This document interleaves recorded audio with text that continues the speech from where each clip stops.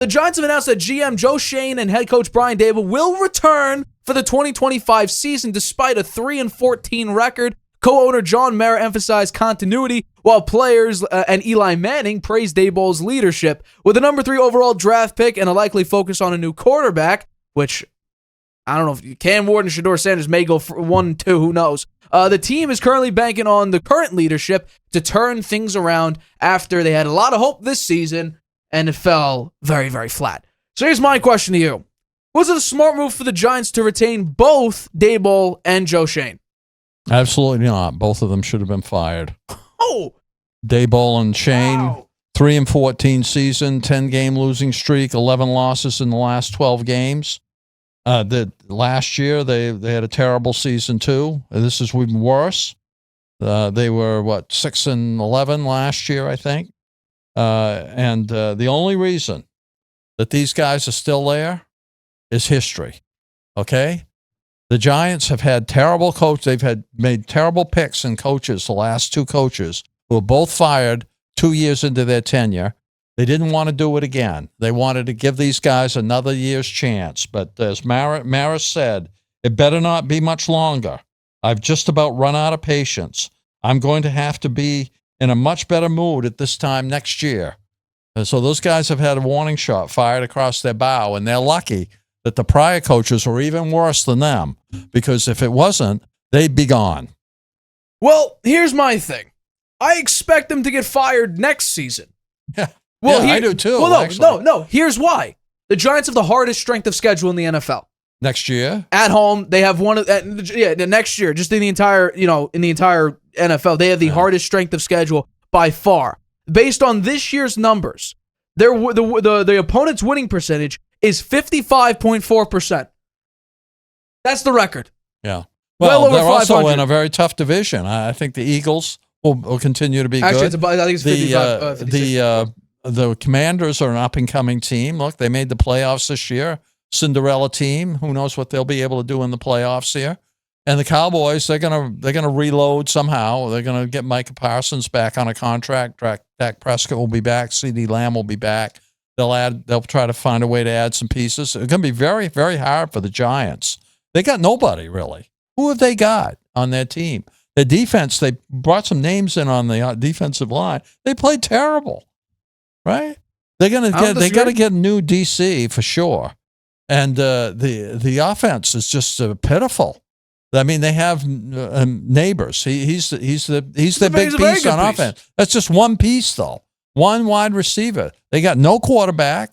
What are they going to do for quarterback? If they draft a quarterback, there's a good chance they're going to have a losing record, because a rookie quarterback coming in is going to be very hard, particularly as you said. They're going to have a very difficult schedule. They're going to have a terrible record. I predict it right now.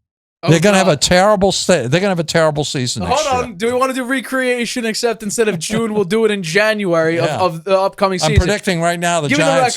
Give me the record. 17. You said 5-12 for the Bears, and they had so much hope and praise. I want to do this right now. Let's recreate the Bears prediction. Okay. Giants in 2025. I'll even give you the exact same question. What are your expectations for the New York Giants heading into the 2025-2026 NFL season?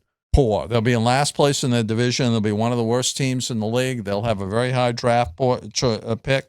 I don't see them winning, at the outside best case, 5 games. So the ceiling for them is 5-12. The ceiling is 5. And it could be worse than that. There we go. That's what I like to see. Just like the Bears. In fact, I think they're worse. It's going to be. It's going to be by far they're worse. These guys, they are by far the worst. With the team that they have, there's no way that they can improve it that much in 1 year. Who are they going to get? Even if they went with traded for a quarterback, who's out there? I can tell you, Aaron Rodgers. No. Huh? I'm going to give you one. Hear me out for a second. There's 2 ways they could take it. Here's my first one. Rumors have already started, and maybe that this past week maybe changes something. Here's what I saw, and this is what ESPN actually did in their mock draft. They're not going to go quarterback at number 3.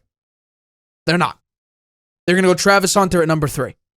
Because I think they're going to trade for J.J. McCarthy. Because they already were in love with J.J. McCarthy this offseason.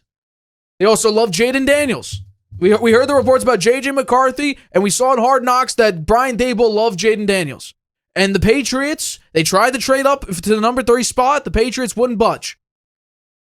Every single scout, basically, is saying that J.J. McCarthy grades by far well above Shedeur Sanders, Cam Ward, Jalen Miller, any other of these rookie quarterbacks entering this draft class.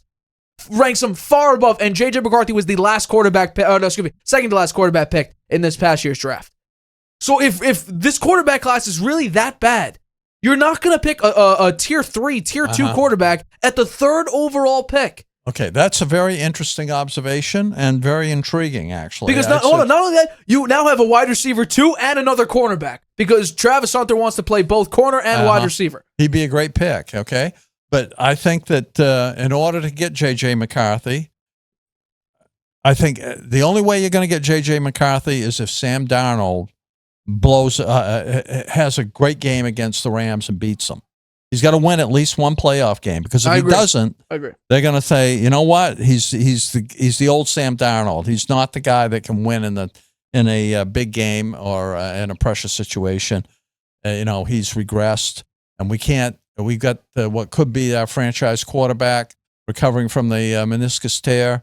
We're going to stick with him and let Sam Darnold go into free agency, and we'll bring Daniel Jones to be our bridge quarterback. They're going to do something like that. But if Darnold gets them deeper into the playoffs, then I think you may have something there. But they're going to have to give up that 3 pick to get him. I don't know. No, you're not going to trade. They're going to have to give up the 3rd pick the 3rd overall pick for a quarterback that was picked 10th overall and didn't play a single snap. No, but they were willing. They tried to trade up to get him before. Yeah, but to the Patriots. The Patriots wouldn't give up that pick. They weren't going to get Jaden Daniels. Jaden Daniels was long gone. So or Caleb Williams. Those guys were both gone. Correct. Well, no, here's something that I can see them doing. I think one of the first moves this offseason has to be Evan Neal needs to be released. Right tackle Evan Neal needs to be released. He is terrible. We have clips of Evan Neal blocking his own guys. You can't have an offensive lineman, a starting offensive lineman because of injuries, be out there blocking your own offensive lineman and still somehow retain a job. For the past 2 seasons, he's been one of, if not the worst offensive tackle in the NFL. So one of the first offseason moves has to be Evan Neal gets released. Okay. Because he has no trade value. Okay. Well, that's one move. Correct. But I want to get to the second one. Let's say they do draft a quarterback. And let's just say, let's see, I forget who the number 2 overall pick is in the draft. I wish I had it in front of me. Let's see. I'll find it quickly. Because I'm curious. I don't know. I really don't know if... Who's picking number 2? That's okay. So the Titans, the Cleveland Browns, are they going to go quarterback? I think they should. Because we just heard that Deshaun Watson had a setback in his Achilles injury. Yeah. So his 2025 season, at least the beginning of it, is up in the air. Yeah. And by the way, since Deshaun Watson came to the Browns, they have historically one of the worst offenses in NFL history. So there's an opportunity for the Giants at number 3 to draft a quarterback. And by the looks of it, they're probably going to go. The Titans are probably going to go Cam Ward. It's just a question of, are the Browns going to go quarterback? My answer would be they should. Well, they'll go Shedeur Sanders then. My guess would be that Dion comes in and says, why don't you think Shedeur Sanders would go number 1? Every single mock draft I see, and I have to do more research when we do our mock drafts, in March and April. I see Cam Ward all the time being drafted to the Titans. At least the mock drafts I've come across. I've looked at 4 of them. Cam Ward is the number 1 overall pick. Huh, that's interesting. Now, I would have thought Sanders would be. I also don't think that Shedeur would. I think that there's an opportunity for Dion to do the same thing. If the Browns did draft Shedeur and Dion comes in and says, we're not going there, I think it could be another thing with the Giants where he could go to, Shedeur could be drafted by the Giants and Dion comes in and says, we're not going to New York. Deion Sanders is a wild card here, and some teams may not like him in the background making a lot of noise. So that might hurt Shedeur Sanders' prospects. I don't know. I have no problem with Daboll being re-signed because I said bad quarterbacks get good coaches fired. I think Brian Daboll is a tremendous coach. I think Joe Schoen has made some very good moves. Now, does his image in Hard Knocks make him seem a little bit, high and mighty when he's not really? Maybe. Why do you think Brian Daboll is such a good coach? He got Coach of the Year with Daniel Jones. He He won Coach of the Year, made the playoffs, and won a playoff game with Daniel Jones as his starting quarterback. Played a big role in Daniel Jones getting a 4-year, $140 million contract. What do you mean? No, that's Joe Schoen. No, they did it together. That's what the Joe Schoen's the GM. They did it together. Joe Schoen's the GM. They did it together. They lost Saquon Barkley. That's Joe Schoen's fault. 2,005 yards rushing this year. That's didn't Joe even Schoen's play fault. In the last game. That's Joe Schoen's fault. What does Brian Daboll have to do about that? Yeah, he was in. I'm sure the coach has a say in this. Depends on the franchise. Yeah, depends on the franchise. Yeah, well, I know you Brian Daboll had a say in it. He did have a say in it. If he had pounded his fist on the table and said, "I've got to have Saquon Barkley. I got to have him back." Well, we saw Hard Knocks. Then he would have been. They would have given him $250,000 more to keep him. What a boneheaded move. Well, first of all, these guys are going to be back here next year. We saw Hard Knocks. This offseason that we're talking about, we saw visually. It was mainly Joe Schoen doing all these negotiations with John Mara and his assistant GMs and all of that in the scouting department. We saw it happen on HBO. So you would fire Schoen and keep Daboll? Well, no, I like both of them. You like both of them, huh? You got Brian Burns. How many games do you think they'll win next year? Depends on who they draft. It depends on the offseason moves. I can't give you a prediction now. If I look at the strength of schedule, I think they're screwed. Yeah. And by the way, and the division they play first in of all, too. I would have been dead on accurate with my preseason prediction that I did back in March if Drew Lock didn't have statistically one of the best games in NFL history. By the way, I think it was the highest EPA per play by a quarterback in NFL history against the Colts.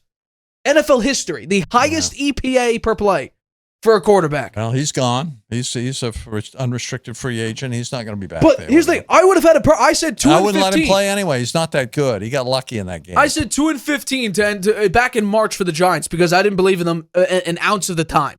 I would have been dead on accurate. Drew Lock decided to have, like I just said, one of the best games in NFL history for a quarterback in a meaningless game. Cost them the first round. Cost them the first overall pick as well. And by the way, I just want to put this out here for historical reasons. It did happen for the first time in Giants history. They were winless in the division. Just want to throw that out there. Yeah, that's another point too. But again, you had Drew Lock. You had Tim Boyle at one point. You had Tommy Cutlets. You had Daniel Jones. Bad quarterbacks get good coaches fired.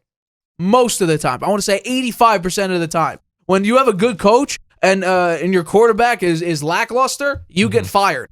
Well, Daboll said nothing was good enough. That's true. And the results were terrible. That's also true. And the team had a lot of work to do moving forward. He always believed he would remain the head coach. He said that in public. John Mara also said that weeks ago. He expressed no regrets in the way the quarterback position was handled since he took over. Both Schoen and Daboll have 2 years left on their contracts. And as I said, Mara said, it better not take much longer. I just about run out of patience. I'm going to have to be in a much better mood than at this time next year than I am right now, if you guys are going to hang around. Well, no, I expect them to be fired just because of the strength of schedule. Brian Daboll would need to repeat 2022's level of success, shocking the world. That's what he would need to do to keep his job. And my guess would be you would have to go near 500. You would have to go near 500 in order to keep his job, which going up against the strength of schedule they have, especially at home, being one of the hardest strength of schedules in the NFL, my guess would be that there's no shot you get close to 500 again. I'd say there's a good chance they won't win a game in the division again. Right? Look at the Commanders. Look at the Eagles. The Cowboys are going to be better next year than they were this year. Actually, the Cowboys rebounded at the end of the season with Cooper Rush as their quarterback. Rico Dowdle also had a shocking revelation. They found a running back too, so they're going to be better next year. I tend to agree with you, but still, I don't like the fact that Dak Prescott's being paid $60 million a year. I think that it's A triple plus money for a B plus quarterback. It doesn't make a lot of sense. All right, let's get so just one more thing. One more thing here. Go for it. Since starting 7-2 in 2022. Which they eked out, got into the playoffs by the skin of their teeth. Also, they've gone 12-31-1. 12-31-1 since then. Yep. Each of the 3 previous Giants coaches were fired before their 3rd season. That's the main reason these guys are still here, because they didn't want to do that again the 3rd time. And Mara recognized this is not going to be that popular with the Giants fans. that we're hanging on to these guys. Well, Brian Daboll, They better start out better next year, or they'll be booing and calling for him to be fired in the second game of the season. Well, I saw on social media a lot of people didn't have a problem with Daboll coming back. They had a problem with Joe Schoen coming back, which I don't understand why. He's actually made some decent moves, but there is two massive stains on Shane's GM tenure with the Giants. One of the first moves of him extending Daniel Jones in that absurd contract that now we look at, he didn't deserve any of that money. And then the second would be what we just saw this past offseason, not giving Saquon Barkley the money. So those are really the two only stains on his GM. Those are pretty big stains, Nate. I don't necessarily disagree. Saquon Barkley was a candidate for MVP this year. He would have broken the NFL rushing record if they let him play in the 17th game of the season. He had a fantastic season. I don't disagree. They may wind up winning the Super Bowl, right?